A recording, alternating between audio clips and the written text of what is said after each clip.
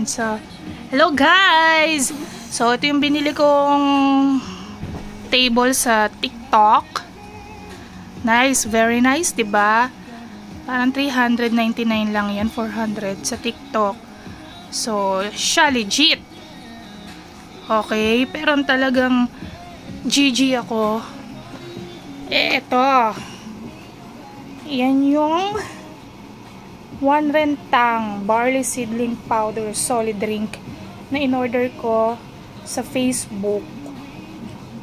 Actually matagal na parang a week ago, pero sabay silang dumating kahapon, August 12, itong table tsaka ito, which is obviously na-scam ako guys, kasi ang nasa ad is Navitas. And hindi po pala ito ina-advertise ni Doc Willie Ong as previously mentioned ko dun sa isa kong video. So guys, lesson learned. Do your research. Research about the product. Kasi hindi biro yung amount.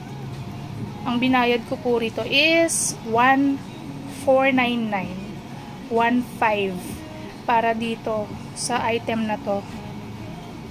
So, I'm very disappointed. So, ito, diretso sa trash can. GG talaga ako, grabe. Sayang ang pera ko dito, guys. Anyway, pag hindi pa ako na-satisfied dun sa gigil ko, may part 3 pa tong video ko na to. Hay, nako, kainis. Okay po, bye-bye.